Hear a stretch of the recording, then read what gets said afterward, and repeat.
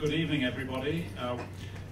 Welcome to the press launch, in fact general launch, for the third IISS Asia Pacific Regional Security Assessment. First of all, I thought it might be useful if I say something about the content and the main findings of this year's Asia Pacific Regional Security Assessment. Following the pattern that we established with previous volumes in the series, this year's assessment takes up and analyzes important themes that have emerged from recent Shangri-La Dialogue and Fullerton Forum meetings. Turning to the content of the assessment, we have a significant section, as usual, on the major powers in Asia security. The security roles of the major powers have always been a central theme of the Shangri-La Dialogue. The first three chapters of this dossier assess the growing significance of China, India, and Japan as players in regional security affairs. China's relations with the United States are a core dynamic in the Asia-Pacific region's contemporary security affairs. The opening chapter looks at China's regional role through the prism of American debates, and it notes that during 2015, the Chinese government's behavior, both domestically and in foreign policy, raised questions over the accuracy of earlier American assumptions that China would over time become a responsible stakeholder, committed to bolstering rather than challenging the existing regional and international orders. And in consequence, the US has increasingly felt it necessary to actively reinforce its security partnerships in this region and to insist that China should bring its behavior into closer conformity with established norms. We include a chapter on India in the first section of the assessment. Although New Delhi's strategic worldview has evolved significantly over the last 25 years, it remains unclear what sort of major power India is going to be. Despite India's growing defense budget and expanding military capabilities, it has in practice shown reluctance to deploy its newfound power in support of major regional or wider international objectives. Rising tensions focused on the South China Sea raise the question of how India should act if the regional security situation to its east deteriorates as a result of China's policies and the reactions of other powers. We look at Japan as well. Japan's foreign and international security policies have been considerably more assertive since Shinzo Abe became Prime Minister again at the end of 2012. The Abe government's transformational security agenda has moved the country closer to becoming a normal state, no longer so strictly bound by the precepts that have significantly constrained its regional and international behavior since 1945. But it's significant that the central notion of even this new agenda is proactive pacifism with an emphasis on human security and peacekeeping, and that reflects the continuing absence of a domestic Japanese political consensus favoring more muscular and extroverted foreign and defense policies.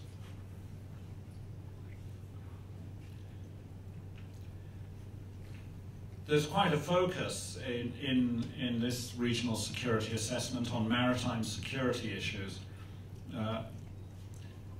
During the first decade of this century, the term maritime security was more often than not used in the context of this region to denote concerns over low-intensity challenges such as piracy, trafficking, and other forms of maritime crime.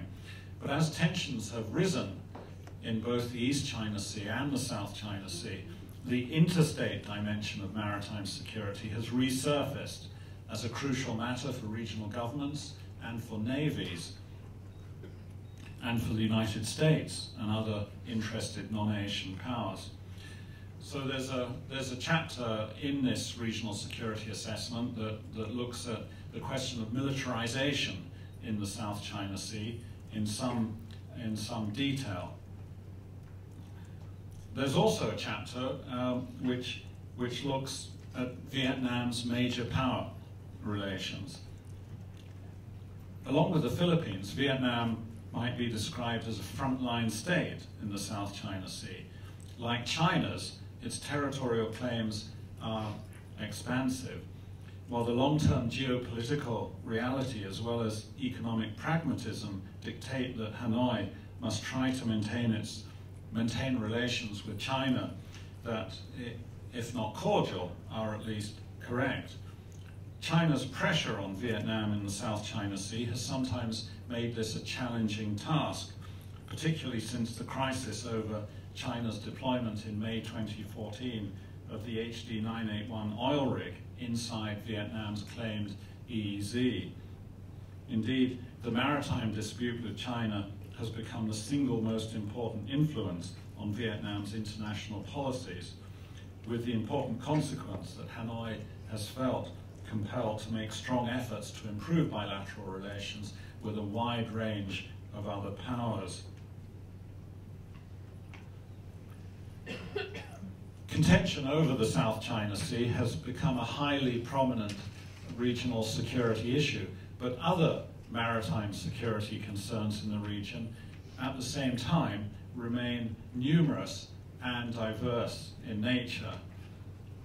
Regional states in the Asia-Pacific and their international partners have important common interests at sea, particularly in terms of ensuring the free flow of shipping, countering maritime crime, providing search and rescue cover, protecting the marine environment, responding to catastrophes. One consequence has been that while maritime tensions between states have undeniably increased, there is still a lot of scope for maritime security cooperation, and we look at that specifically in one substantial chapter in this regional security assessment.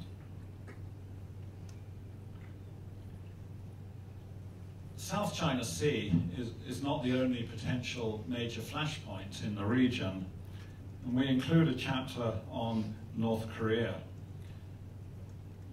The challenge from North Korea remains as serious as at any time since the Korean War. It's clear that Kim Jong-un, who became the leader in Pyongyang in 2012, favors a continuing policy of confrontation with those countries perceived as enemies, notably Japan and the US, as well as South Korea. It's continued to pursue nuclear weapons and missile programs that have appeared increasingly threatening, and also cyber warfare. Pyongyang's continued obduracy has provoked strengthened international sanctions, but there are good reasons for asking how effective these will be, particularly in light of China's apparent continuing unwillingness to enforce them because of its assessment that North Korea's collapse could be more dangerous than its continued existence. Another potential flashpoint relates to Taiwan. Over the last quarter century, relations between Beijing and Taipei have improved considerably. However, the perspectives of Beijing and Taipei regarding Taiwan's future remain highly divergent, whereas China has not lost sight of its ultimate goal of reunification. In Taiwan, political forces that do not envisage reunification, even in the long term, have become increasingly strong, a fact reflected in the clear victory of the DPP's candidate in the January 2016 presidential election.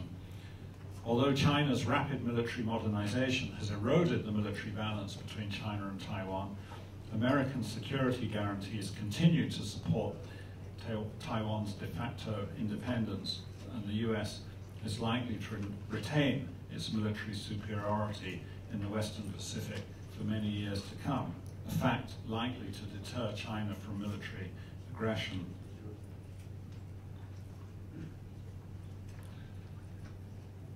One of the focal areas or the research program of the IISS as a whole is military capability.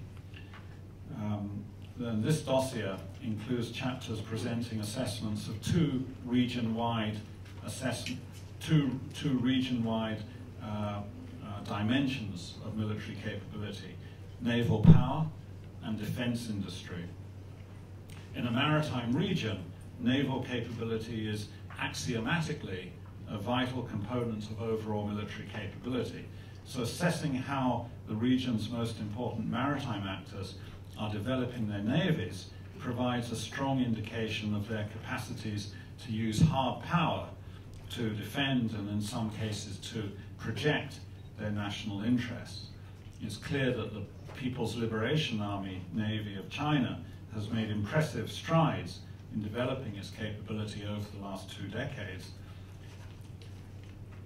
But China's own naval modernization and activities have been a significant factor encouraging not only the modernization of other Asian navies, but also the strengthening of US naval power in the Western Pacific, particularly in the context of the Obama administration's rebalance to the region.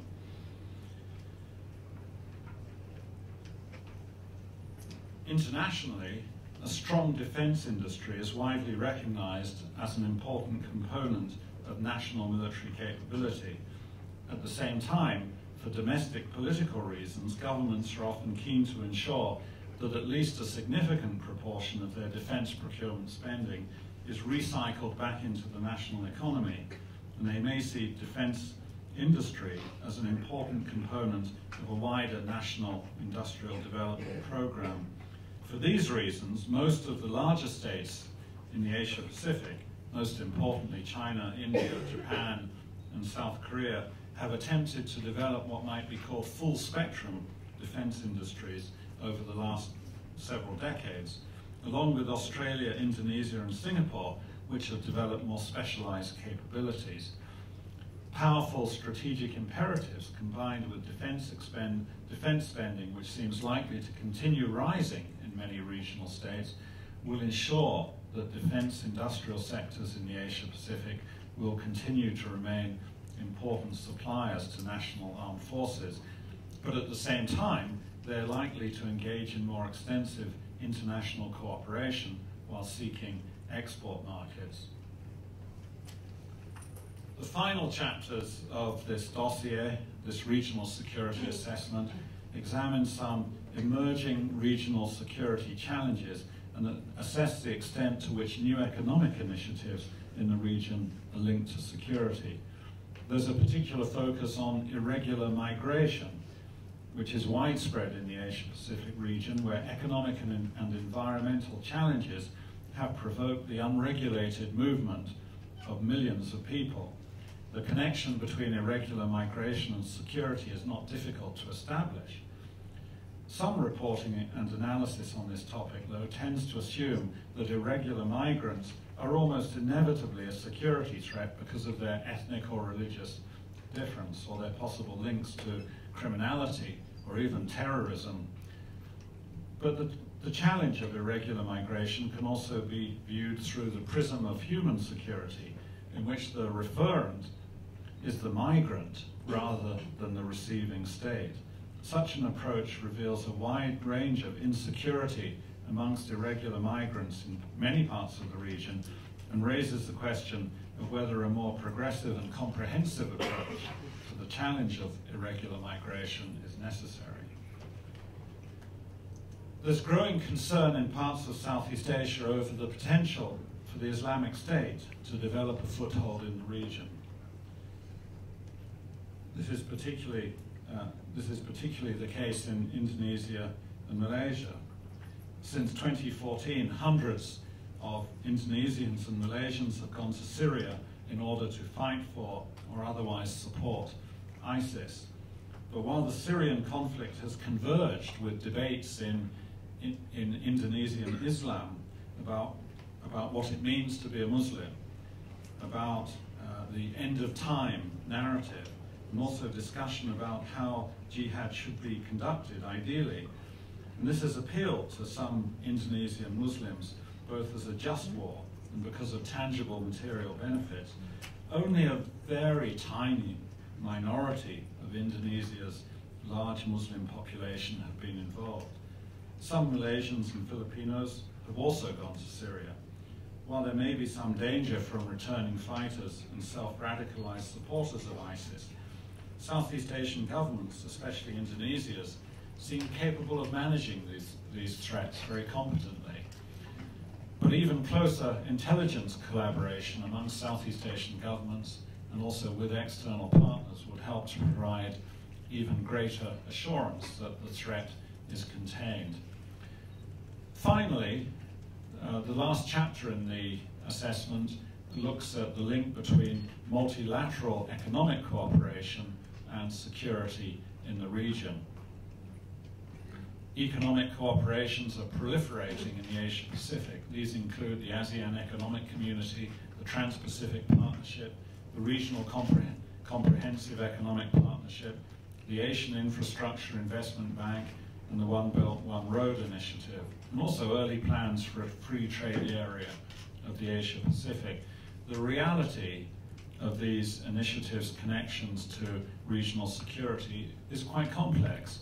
While the TPP has sometimes been referred to as the economic dimension of the rebalance to the Asia Pacific, and it significantly excludes China, at least at this stage, its substantial economic benefits will considerably exceed those that might have been expected from an arrangement which was primarily intended for politico-security reasons. Turning to the ASEAN Economic Community, that grouping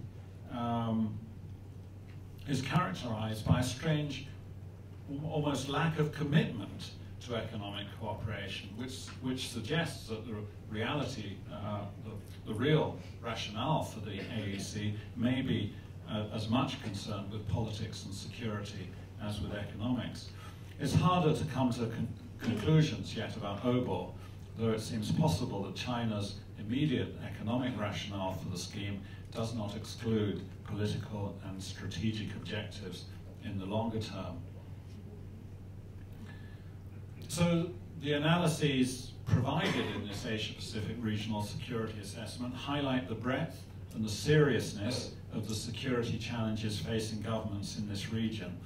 It's striking that this assessment includes indications of continuing tension and competition in the South China Sea, major shifts in the regional pattern of interstate security relations, and intensification of naval modernization programs in the region. And all these matters are going to be the subject of discussion at this Shangri-La Dialogue over the next 40 hours. But the Shangri-La Dialogue process should continue to provide not only the best possible opportunities for the discussion and assessment of these serious security challenges, but also an opportunity for discussion about how regional states might collaborate better in the interest of meeting these challenges effectively. So in that vein, the content of this regional security assessment also emphasizes that there remain substantial areas where regional states are able to find common ground, whether that's in the sphere, for example, of low-intensity maritime security or the high-intensity issue of maintaining stability on the Korean Peninsula.